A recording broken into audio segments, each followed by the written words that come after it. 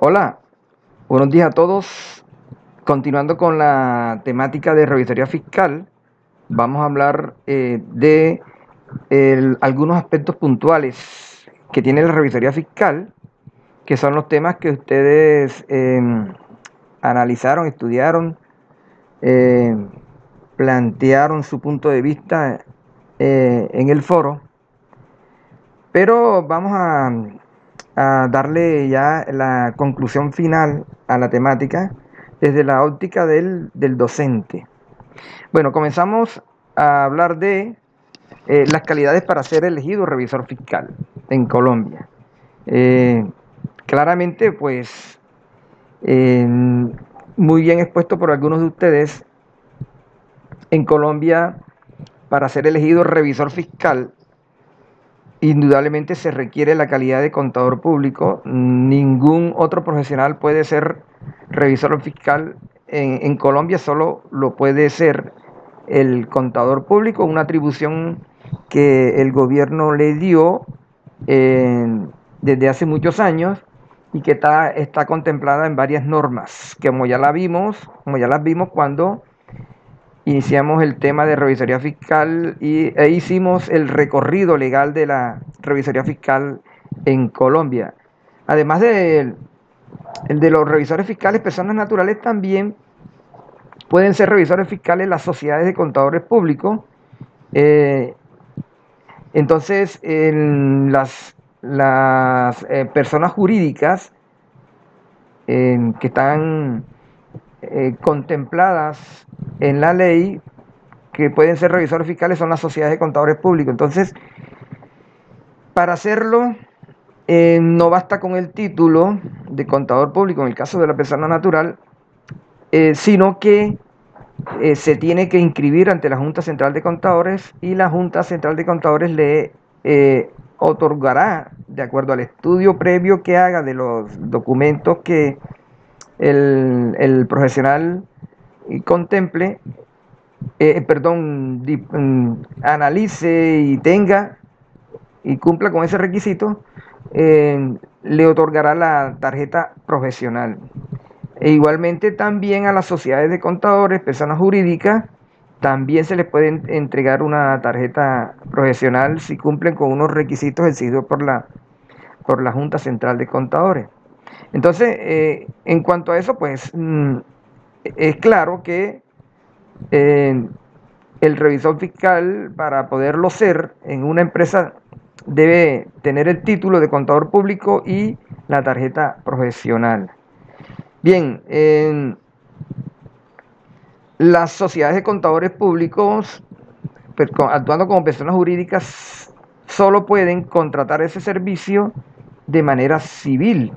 Es decir, es lógico entender que eh, las empresas pueden contratar civilmente a las sociedades de contadores públicos para que le presten esos servicios profesionales.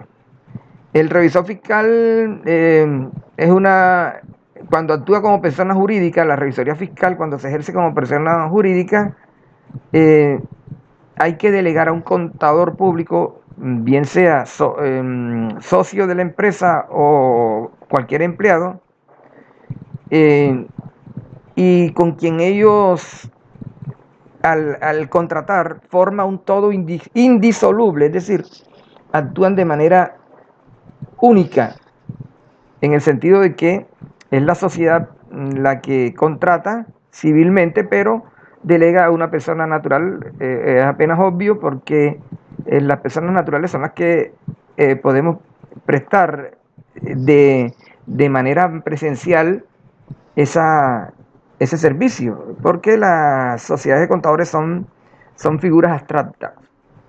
Bueno, recordemos que el revisor fiscal y tanto persona natural como persona jurídica no pueden en ningún momento prestar esos servicios en más de 5 sociedades por acción. Esa es una limitante. Bueno, entonces, en consecuencia, cuando un profesional de la Contraloría Pública actúa como delegado de la persona jurídica, eh, no lo hace a título personal, sino en nombre y representación de quien lo contrató. En ese caso se deriva una responsabilidad personal o individual y una responsabilidad societaria, solidaria. Es decir, ambas personas, la natural y jurídica, contratista, responden por los perjuicios que ocasionen en el ejercicio de su labor. Esto de la responsabilidad personal o individual y de la responsabilidad societaria, bueno, es un tema que está contemplado aquí en el módulo de revisoría fiscal. Vamos a buscar por acá, aquí lo encontré, aquí nos habla de la responsabilidad individual. Lástima que este es un tema que por la estrechez de tiempo no se puede ver, porque la revisoría fiscal, bueno, ya es una sola materia acá en la universidad. Si fueran dos materias separadas en cada semestre, en semestres diferentes, pues allí estuviéramos hablando entonces de responsabilidad de estos temas importantes. Porque es que estos temas de revisoría fiscal son muy amplios y muy profundos. Bueno, hablemos de la responsabilidad individual. ¿Cuándo hay responsabilidad individual? Dice aquí que la obligación de reportar el daño causado recae exclusivamente sobre el revisor fiscal que cometió la falta. Por ello tiene gran importancia en los campos de la responsabilidad penal y disciplinaria. Es decir, aunque la persona jurídica, la sociedad de contadores, delegue a una persona natural para que ejerza el servicio en su representación, el servicio de revisoría fiscal, esa persona natural tiene responsabilidades individuales por el daño que cause, es decir, si actuó de manera ilegal, si hubo fraude, si cometió fraude, etcétera. Es decir, esas responsabilidades son individuales. Entonces es lógico entender que un revisor fiscal, persona natural, que aún actuando en delegación de una sociedad de contadores, si comete un fraude, él tendrá responsabilidades individuales, como lo es penal e incluso disciplinaria ante la Junta Central de Contadores. Pero la sociedad de contadores, la empresa, la firma, la sociedad de contadores también tiene unas responsabilidades. Y esas responsabilidades son solidarias. Aquí dice responsabilidad solidaria. ¿Cuándo se da? Bueno, dice que opera cuando en determinados casos participan varias personas de una acción. O sea, puede ser una persona natural o jurídica. En este caso sí participan varias personas, la natural y la jurídica. En beneficio bien y todas ellas pueden ser responsables por daños que cometa una de ellas. Tales en los casos de las sociedades de contadores públicos con los revisores fiscales que la representan. Entonces ahí lo dice muy claro. Entonces, en este caso la víctima, que puede ser el contratante, o sea, la empresa, podrá determinar si vincula al responsable directo o a otros que deban responder subsidiariamente. Inclusive aquí también se habla de responsabilidad subsidiaria. Entonces, este tema de las responsabilidades del revisor fiscal es muy interesante, pero lástima que no podemos profundizar más sobre ello. Bueno, entonces volvamos al tema de la revisoría fiscal, de las entidades, las calidades para ser elegido revisor fiscal. Entonces, vamos por aquí. Queda claro eso de las calidades para ser revisor fiscal, elegido revisor fiscal. Bueno, bien, entonces pasemos al siguiente tema. Elección del revisor fiscal. Bueno, la elección del revisor fiscal me lo dice claramente la norma. Quien puede elegir al revisor fiscal es la asamblea, nadie más. Un revisor fiscal no es contratado por la gerente, no puede ser contratado por la junta directiva, solo puede ser contratado por la asamblea o junta de socios. Ellos son los que lo contratan, lo eligen. Primero lo eligen. y la elección se da en el marco de una asamblea de socios. Bien, una vez elegido, el revisor fiscal debe inscribirse en la Cámara de Comercio. Solo cuando está inscrito en la Cámara de Comercio, el revisor fiscal puede actuar como tal. Si el revisor fiscal no es inscrito en la Cámara de Comercio, no puede ejercer. Ya, entonces, el revisor fiscal es elegido por la Junta de Socios por la mayoría absoluta de los socios. Ustedes saben que mayoría absoluta es diferente a mayoría relativa. La mayoría absoluta es el 50% más uno. Y la mayoría relativa es cuando no se puede dar la votación de mayor de 50% más uno, se elige por la mayoría relativa, es decir, la mayoría de los socios o asociados asistentes a la asamblea. Bueno, entonces, entonces esta es una elección, es una potestad del máximo órgano del ente económico. Bien, es claro, entonces la elección, no hay ninguna duda, quien lo elige es la Asamblea General de Accionistas o Socios. Pero ¿cómo se inscribe el revisor? ¿Dónde se inscribe el revisor fiscal? El revisor fiscal tiene que inscribirse en la Cámara de Comercio del domicilio de la empresa, o ante un organismo competente cuando se trate, por ejemplo, de entidad sin ánimo de lucro. Puede ser inscrito en otra entidad, como puede ser las gobernaciones. Entonces, el revisor fiscal, repito, es elegido en la junta de socios, queda en acta, el acta la empresa tiene que mandarla a la Cámara de Comercio para inscribirla.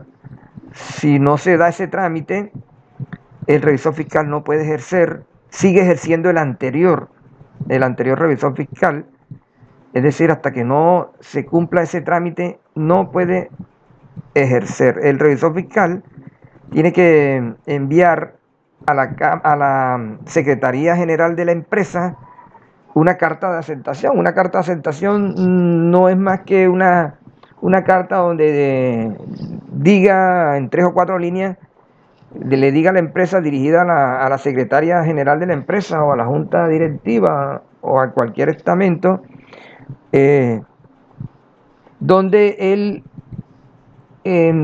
manifiesta que acepta el encargo y que jura cumplir todas las normas relacionadas con la revisoría fiscal. Entonces, la carta de aceptación es una carta sencilla en 3 líneas dirigida a la empresa. Una vez el revisor fiscal ya se entera que fue elegido, pues él tiene que pasar una carta de aceptación.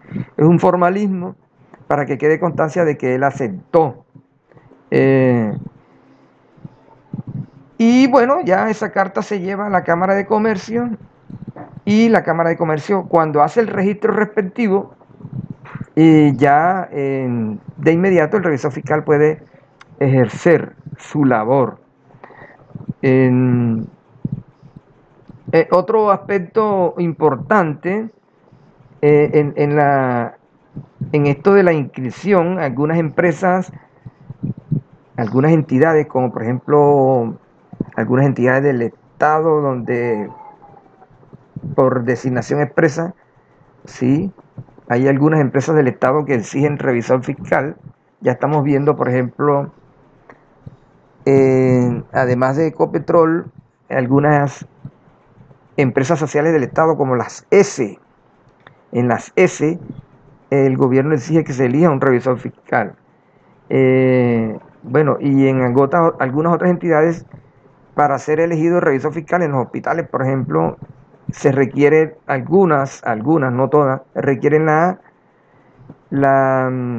figura de posesión, es decir, solamente se posesiona cuando la superintendencia respectiva avala la elección del revisor fiscal. Entonces, muchas veces el revisor fiscal se le cae el nombramiento por parte de la superintendencia, porque la superintendencia tiene como que un mecanismo de investigación para ver la hoja de vida del revisor fiscal, sus antecedentes disciplinarios, su experiencia, etcétera.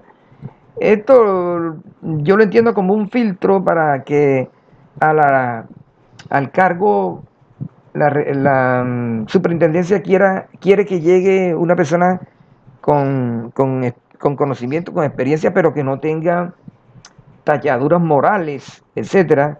Sin embargo, aquí hay que analizar algunos aspectos. Se ha presentado controversias con la superintendencia porque la superintendencia ha echado para atrás la elección de un revisor fiscal debido a que, por ejemplo, está en mora ante una empresa privada. Se ha conocido el caso de que hay personas que le deben a Claro, a Movistar, por el cargo celular, por la deuda con esas telefonías celulares, les debe 20.000 pesos y pues por eso los reportan en Datacrédito. Y el revisor fiscal, entonces por ese reporte la superintendencia le niega la, el derecho al trabajo. Realmente esto ha sido sujeto a demandas por parte de algunos revisores fiscales y yo coincido en eso, a mi modo de ver, ya allí se está extralimitando la superintendencia al negarle a los revisores fiscales el derecho al trabajo porque por X y Y circunstancias, a veces son errores de las mismas empresas de comerciales, de telefonía celular, y reportan al usuario por unos 10.000, 15.000 pesos. Bueno, entonces eso ha sido de mucho debate porque la superintendencia se extralimita muchas veces. Bueno, eh, el revisor fiscal es lógico, tiene que demostrar que es idóneo para el cargo y que pues por eso es elegido, porque es que la idea es que a estos cargos de revisor fiscal no se llegue por recomendaciones políticas ni por amiguismo, no, no, no. Aquí lo que se quiere es experiencia e idoneidad. Bien, bueno, con respecto a este tema de la posesión, ya saben, entonces fíjense, primero, para concluir esta parte, se elige primero, se inscribe y en algunos casos, repito, en algunos casos, no todas las empresas, pero algunas empresas se surte una etapa más que es la posesión del revisor fiscal. Eh, bueno, pasemos entonces a las formas de vinculación. En las formas de vinculación, el revisor fiscal puede ser vinculado civil o laboralmente. Civilmente a través de la prestación de servicios y laboralmente a través de un contrato de trabajo. Acá en la costa, por ejemplo, no es muy dado ese contrato laboral porque eh, la revisoría fiscal es un servicio profesional que debe valer mucho para el que lo hace valer, para el que lo hace valer. Es decir, eh, una revisoría fiscal de la persona que tiene la experiencia y el conocimiento sabe cuánto debe cobrar y cuánto valen sus servicios. Entonces, acá es muy caro, digámoslo así, pero en mi caso particular yo no me empleo en una empresa de tiempo completo como revisor fiscal si no me pagan X cantidad bastante en salarios mínimos.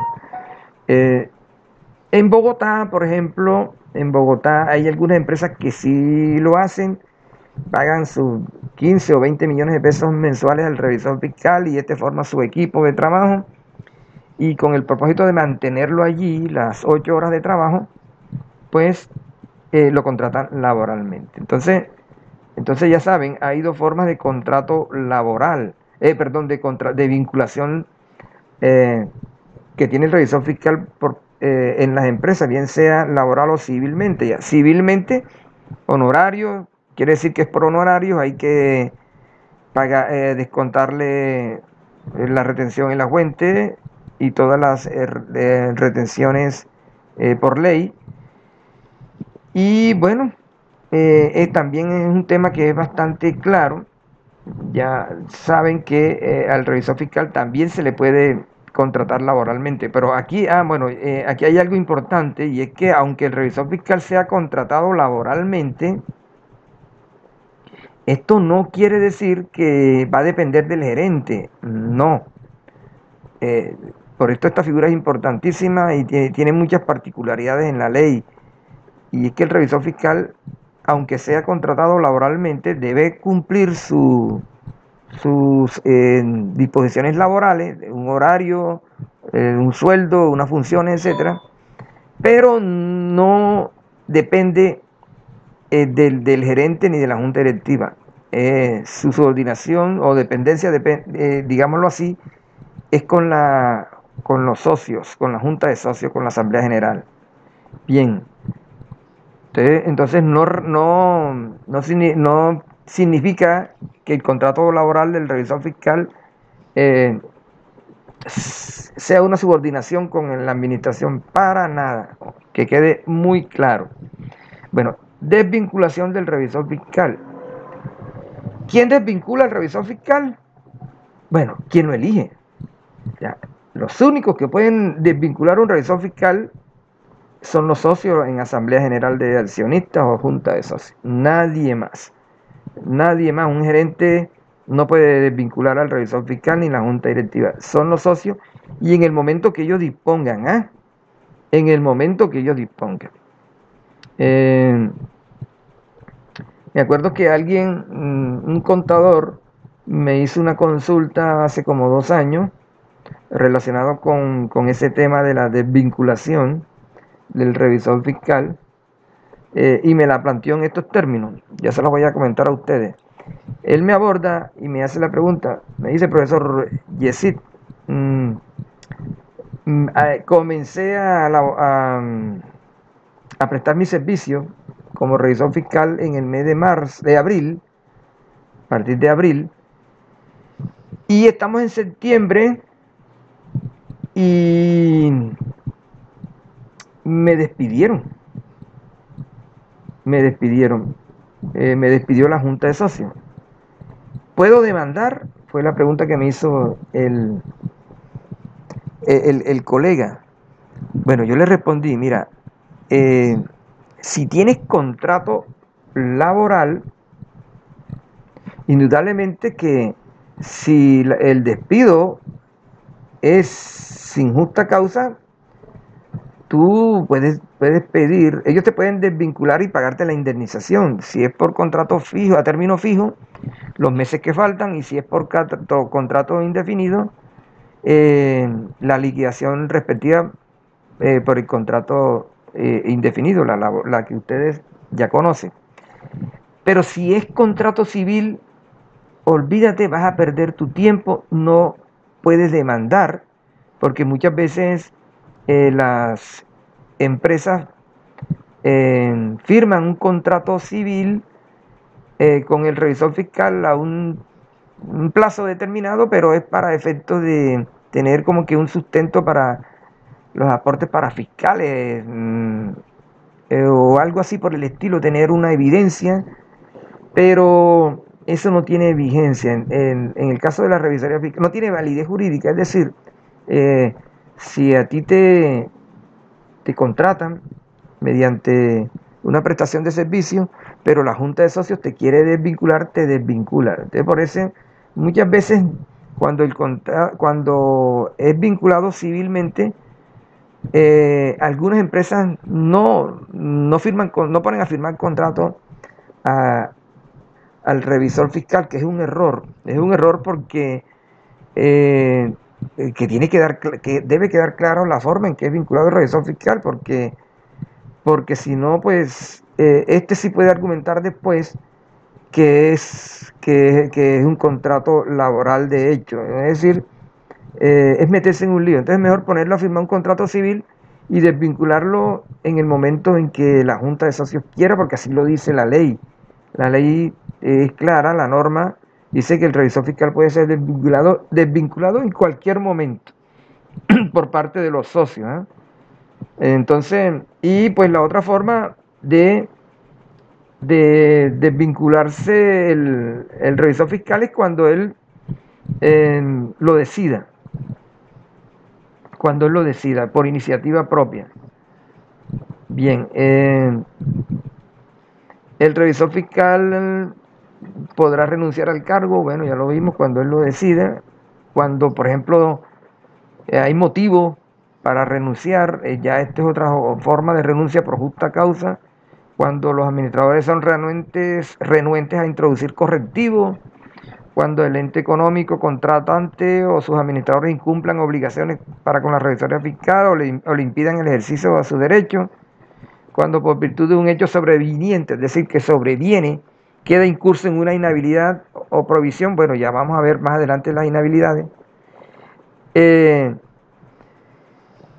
cuando existen flagrantes irregularidades y queden irregularidades al interior del ente económico detectadas por el revisor fiscal que pongan en peligro su integridad personal y su idoneidad ética y profesional. Cuando él descubre flagrantes irregularidades al ente económico, ya nosotros hemos hablado, cuando vimos las funciones, que el revisor fiscal debe denunciar las irregularidades, pero si él ve que pone en peligro, esa denuncia pone en peligro su integridad personal, él puede renunciar. Y ese es un motivo más que suficiente para poder romper el vínculo. Entonces, queda claro entonces lo de la desvinculación. El revisor fiscal, ojo, que aquí también hay una parte importante del módulo, y es que cuando el revisor fiscal es desvinculado de una empresa, él tiene que de inmediato informarle a la empresa que manden el acta donde se elija el nuevo a su reemplazante a la Cámara de Comercio para que lo borren del registro, porque es que si no lo borran del registro, él queda allí apareciendo legalmente como el revisor fiscal, y eso pues le puede causar perjuicios debido a que con las obligaciones tributarias, por ejemplo, él tendría que firmarlas. Y bueno, ahí se genera ya un conflicto, una amenaza. Entonces él tiene que ponerse, digamos que las pilas, informándole a la empresa, manifestándole a la empresa que por favor lo borren del registro en la Cámara de Comercio. Ahora, si no lo borran, tienes que esperar cierto tiempo, por lo menos 30 días, y pasar una comunicación a la Cámara de Comercio diciendo que ya él no es el revisor fiscal de la empresa y que pasaron 30 días, que por favor su registro en la Cámara sea borrado. Bueno, aquí hay una lectura complementaria no evaluable, muy buena, sobre una sentencia de la Corte. Ustedes la leen. Es bueno a veces leer estas sentencias porque dan la base jurídica.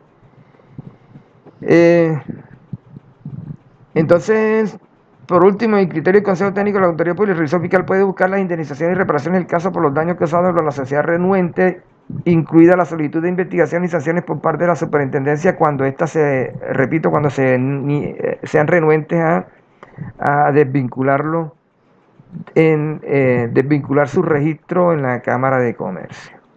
Reelección del revisor fiscal. Bueno, en este punto es muy corto, la verdad es que la ley no contempla la figura de reelección, es decir, no prohíbe la figura de reelección,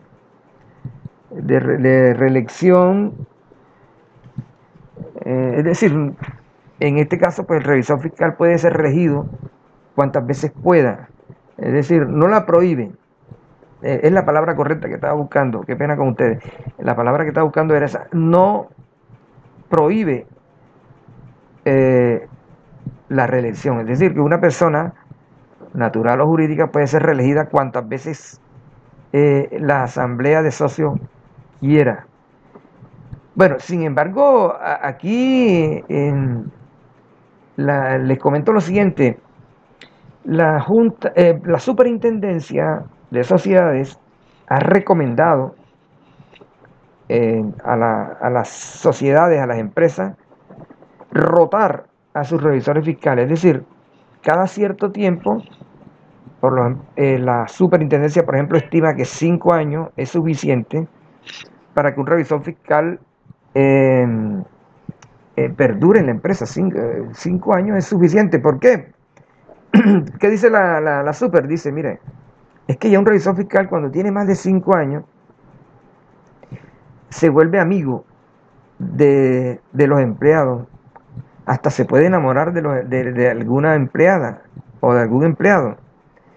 Y pues queremos evitar que eso suceda. Es mejor que llegue otro y que este, ese otro pues eh, evite de entrada ese amiguismo y esa relación de amistad íntima. Uno como revisor fiscal lo que puede ser es compañero de trabajo, pero no amigo íntimo de, de los empleados de la empresa.